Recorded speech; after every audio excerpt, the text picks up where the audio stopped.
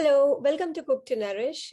In today's episode, I'm going to be talking about some tips for healthy eating and healthy lifestyle tips that can actually also help in causing weight loss, which many people are really looking forward to.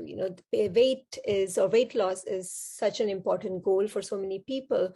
But I really try to focus on healthy weight loss coaching, meaning, health coaching for healthy eating as well as healthy lifestyle approaches, which in turn can actually just result in the added benefit of weight loss.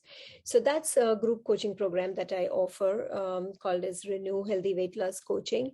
And based on the experience that I have gathered coaching several members these past 2 years, I decided to just put a video together, just kind of highlighting the most important things that anybody in general can do to achieve that healthy eating as well as a healthy weight loss. So some of the things that I'm going to talk here in this video today might be very basic for some of you, especially since many of you who follow me are also, doing AIP or eating healthy and eating or doing paleo. So from that standpoint, some of these things might be, things that you already do, but this video is really intended for, a broader audience. So I really want to I'm really doing this video for a broader audience, for people who have really not tried anything at all. And the way I'm structuring this, 1 to 12 tips, it's really starting from the very basic and then kind of moving towards more advanced strategies. So I do hope that, all of you will find this video useful.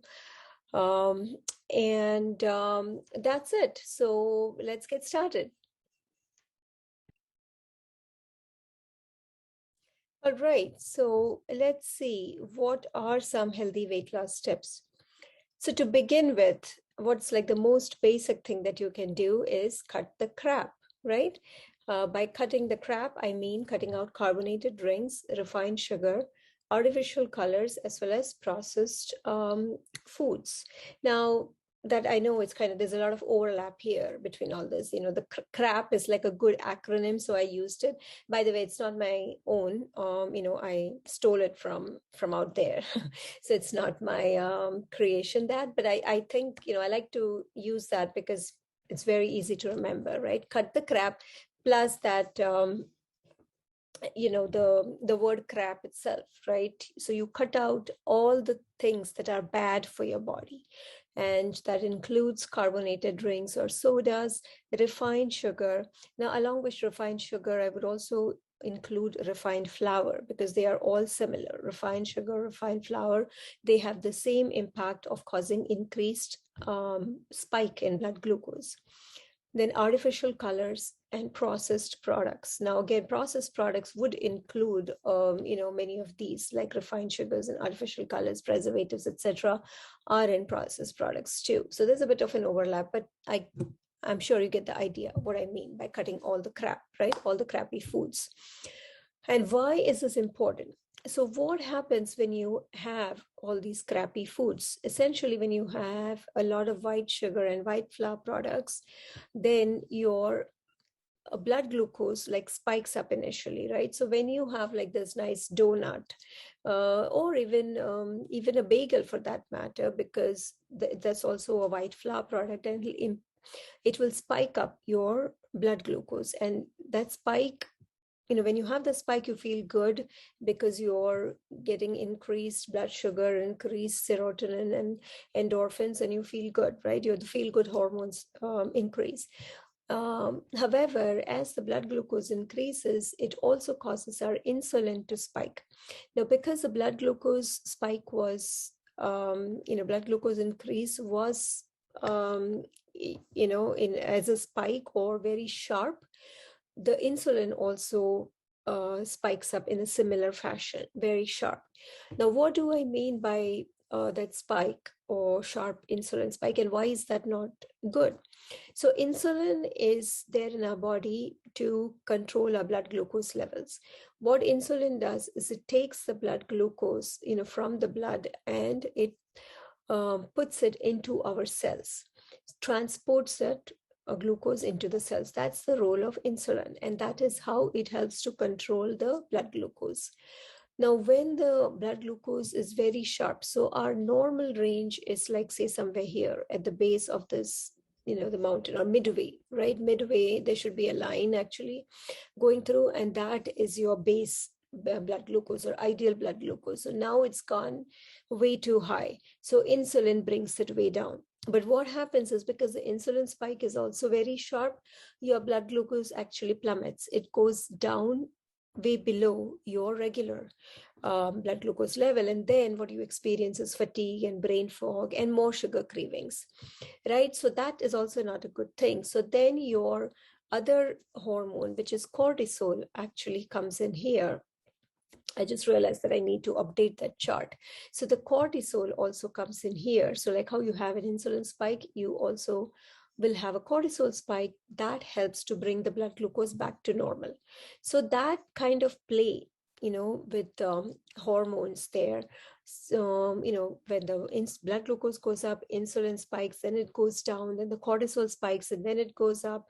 So that kind of roller coaster keeps happening every time you have sugary foods or refined flour foods. And the sodas are also in that category because they have a lot of sugar in them.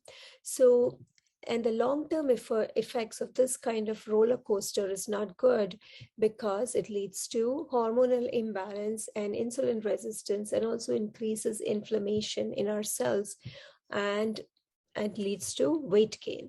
So this is in a very simplified manner, but this is how sugar and refined flour products can be harmful to your body. So this is like the very basic thing that you need to start with, by cutting that out, or at least by reducing these. The next important thing that you can do is to drink an adequate amount of water. What is an adequate amount of water? Drinking your weight in pounds divided by 2. That many fluid ounces of water daily. So, for example, I weigh 120 pounds. So 120 divided by 2 is 60 fluid ounces of water is what I need to have on a daily basis.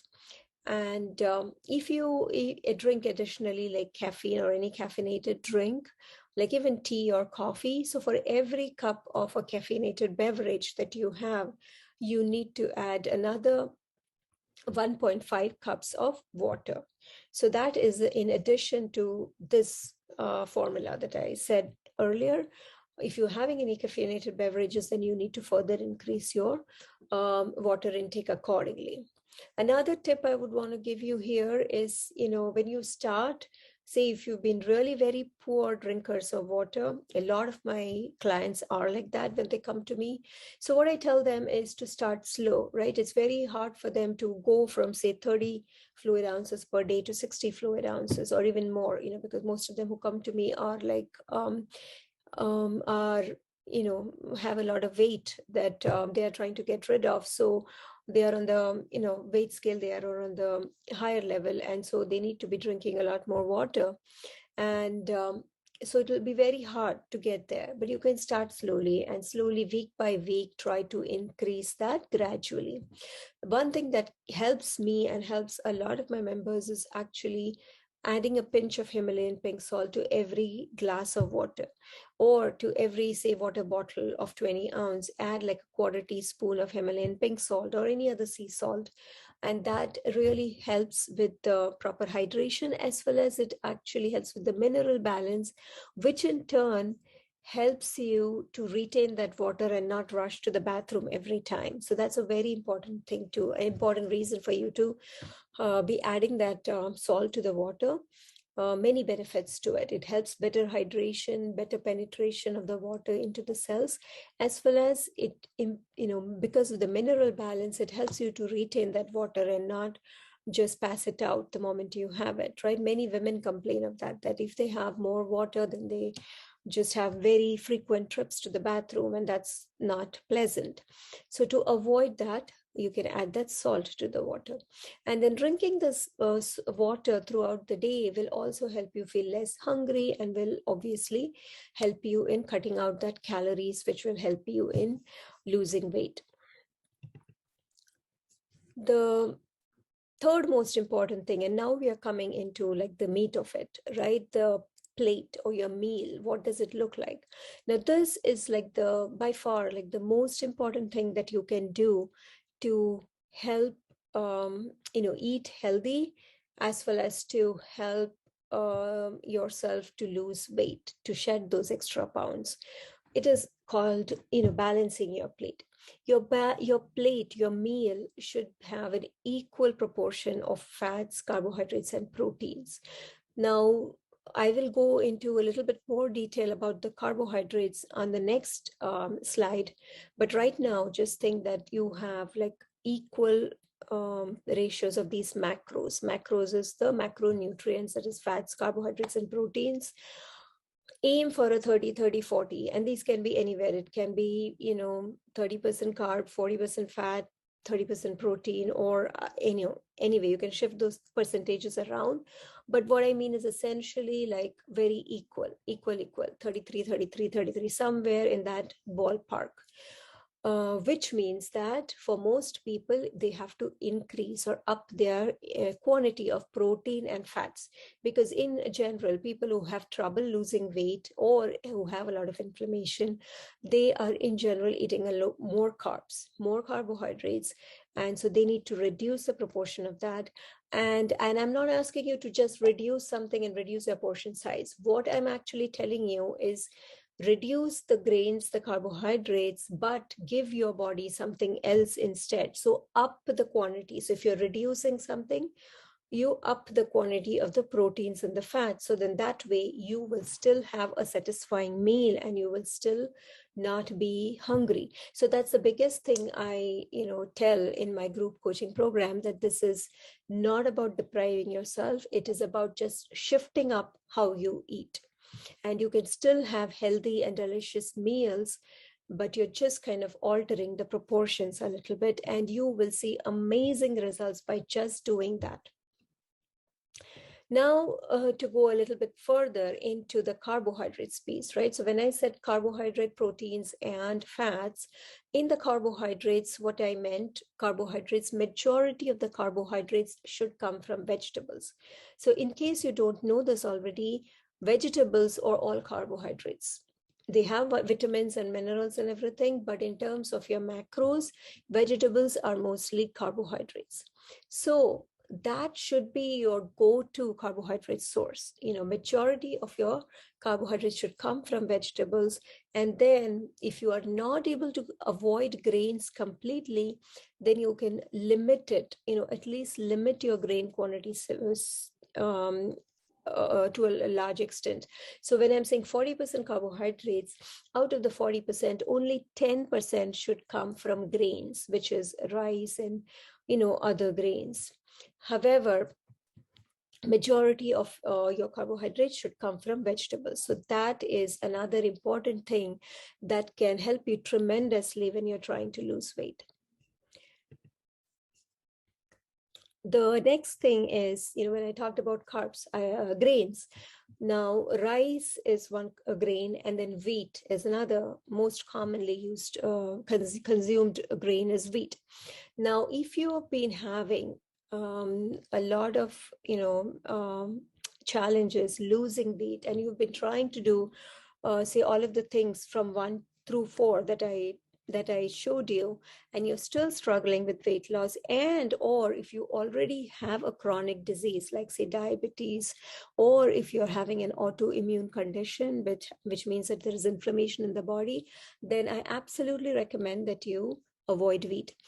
So along with diabetes and autoimmune condition, thyroid disorders or autoimmune thyroid disorders like Hashimoto's, all those also, I highly recommend that you avoid wheat and all gluten products, because gluten is known to cause inflammation in the body and can increase hormonal imbalances too. I have another video where I talk about inflammation and how gluten is damaging, so I won't go into that. But, so that's the fifth tip for you, to avoid wheat. If you've been doing all four things that I talked up until now, but still having issues, you have to absolutely try and avoid wheat for a period of time and see how that impacts your body. For a lot of my clients in the group coaching program or in my one-on-one consultation, this is a huge game changer. When people stop wheat, and there's a lot of resistance to stopping wheat because that's bread, that's things that comfort food, that what people have been used to eating, so there's a lot of resistance. But eventually, when the people do stop it for a month, then they start seeing the benefits, and they start finally seeing that weight loss. They see that weight loss happening, that then they really get it, why avoiding wheat is so important. So give that a try. The next thing also is avoiding dairy, right? So you do 1 through 4, 1 through 5, and you're still struggling, you're still having problem losing weight, and you still have inflammation. And also, if you already have an diagnosis of an autoimmune condition or diabetes or any other chronic disease, I also say recommend that you avoid dairy. Again, for a limited period of time, start by avoiding it, say for a month. See how that impacts your body. See what kind of, observe your body carefully. See what kind of changes you see. Most people who have like even, allergy issues and or asthma, wheezing, things like that, they see phenomenal improvement in benefits once they stop dairy. Even like, if they have like flatulence and bloating, gas, etc. kind of symptoms, those symptoms like go away when, they avoid dairy. So that's a great thing to do. Just try and avoid it for a month, see what it does to your body, and then later on you can try and reintroduce if needed. Then the next thing I want to talk about here is eating within a shorter eating window than what you're currently eating. So if you're struggling with weight loss, the next thing you can do is to try eating it in a shorter window. For example, if you're currently eating, say, at a 12-hour eating window, meaning your first meal is like at 8 a.m. in the morning, your breakfast, and then your dinner is at 8 p.m. or, at night, that means you are basically eating for 12 hours in a day. Like, your body keeps going through that motion of eating, digesting is going on, and start getting rest. So what you can start by is reducing. So reduce the 12-hour eating window to say to 10 hours or to 8 hours. So when you reduce it to 10 hours, what you would do is your first meal is at 8, then your last meal should be before 6 p.m. And if you want to kind of shift that more towards later at night, then what you would do is shift your breakfast or the first meal to a little bit later in the morning. So if you start at 10 a.m. in the morning, then you can eat till about 8 a.m. 8 p.m. at night for a 10-hour eating interval. If you want to do 8-hour eating interval, then what you would do is 10 a.m. in the morning and a 6 p.m. evening dinner time, and that gives you an 8-hour eating window. So what the 8-hour eating window does is actually that gives your body a 16-hour fasting, right? And that's what's so important, because that helps the body to burn fat in that fasting window. And you don't have to do this every single day. You can just do some of the narrow eating windows. Start by doing it once or twice a week. Do a shorter eating window than your regular. Even then you will experience benefits. And then for people who once begin to do that, they get comfortable with that, they can further continue to play around with these eating windows. And there are lots of advanced strategies in terms of this, and I'll probably do another video for diet variation strategies. But for now, this is like the most simplest thing that you could do. The other thing is having balanced meals. And balanced meals again goes back to that balanced plate that I talked about, 30, 30, 40, or like equal carb, proteins, and fats, good fats. And what I mean by that's balanced, and what I mean is 3 full, meaning limit snacking. Try to eat, if you have your balanced meal, and eat full meals until you're full, then you will be able to sustain yourself longer between meals, meaning you can go for 4 hours between meals. And that is the best way. That is the most healthy way, because then your body gets, or your digestion, gets that break, and it can do its job much more efficiently. I know that there can be, certain unique situations where, medical situations where people are not able to do this, follow this, and they may need to have that smaller, shorter snacking. But more often than not, this kind of three full balanced meals actually are beneficial for most people in general. Okay, and that can actually have a positive impact on weight loss. The next most important thing is related to not diet, but your lifestyle. So along with diet, when you add a movement or exercise, then that can really accelerate or speed up your weight loss by leaps and bounds. So it's like kind of like, if you do exercise alone, you will see like some benefit, maybe a little bit benefit, right? Exercise alone. When you do diet alone, you will see really a much higher benefit than exercise alone. Diet alone can give you a good benefit. But when you combine diet and exercise, then you really see that synergistic impact. You really get a lot of benefit, because the diet is also helping to, like, shift your metabolism. And then adding that exercise on top of that will further boost that metabolism, and that will really help accelerate the weight loss. And what types of exercises do I recommend? Moderate exercise is what I recommend, especially when your body is in inflammation mode. And if you're having challenge losing weight, that means your body is in inflammation mode, and you should not be doing a lot of very high intensity cardio, etc., but do like moderate intensity, and switching up things too, doing elliptical or treadmill, doing muscle training, strength training exercises, weightlifting, also yoga, pilates, walking, by cycling, swimming, kind of mixing things up always helps.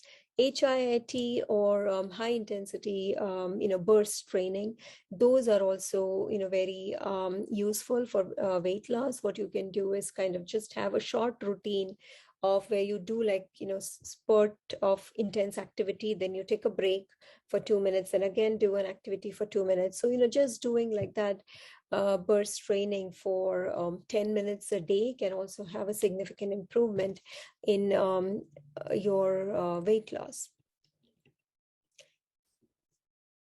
The other important thing is, we talked about the eating hour window. Kind of in relation to that is your last meal should be at least 3 hours before bedtime.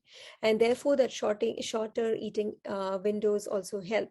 So if you are, if you go to bed at like 11 p.m. at night, you have to make sure that you're done with all your meals, your last meal before 8 p.m.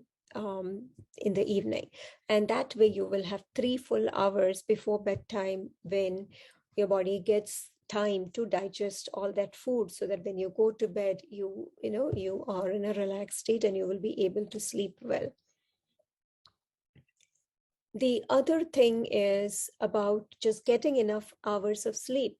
You need to get at least 8 hours of sleep. You see that baby sleeping, that's what you should be doing, like really sleep like a baby. People think that, as you grow older and, you can do with fewer hours of sleep. There are some, clients of mine who are like really surprised when I tell them 8 hours of sleep, and they think that having just 6 hours of sleep is really good enough, once you're adult. It is not. And especially if you have any other, chronic disease or autoimmune condition, you definitely need that 8 hours of sleep, or possibly even more, to give your immune system that energy, to support that immune system. So definitely, focus on getting those hours in. That's very important for your weight loss. Trust me.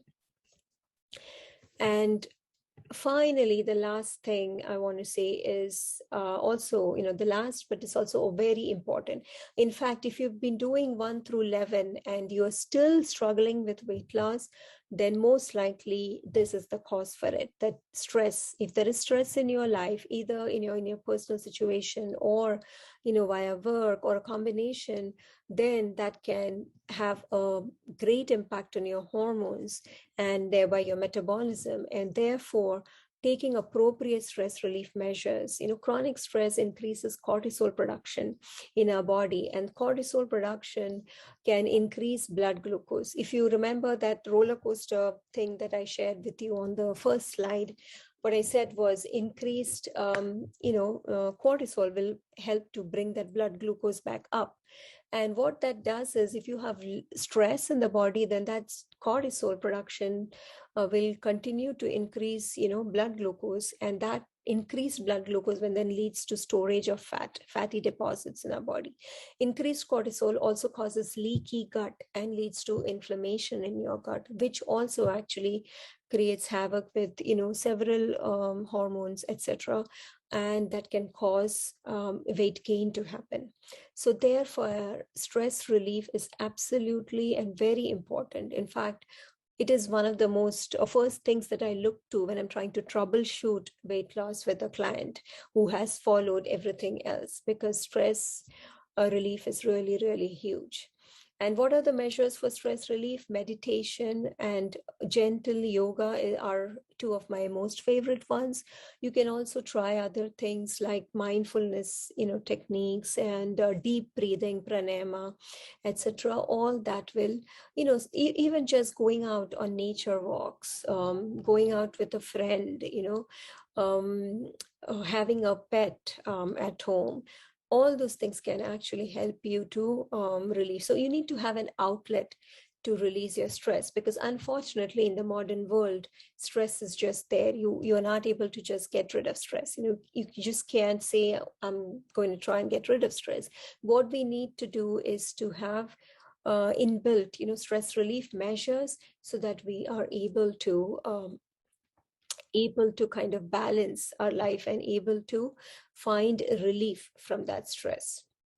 And you need to do this on a day-to-day basis, because that's what chronic stress is. It's there every day. So at least, if not on a daily basis, at least periodically, at least 3 to 4 times in a week, you need to do some stress relief measures and stress relief activities. All right, so that's all the 12 tips that I have for you for healthy weight loss.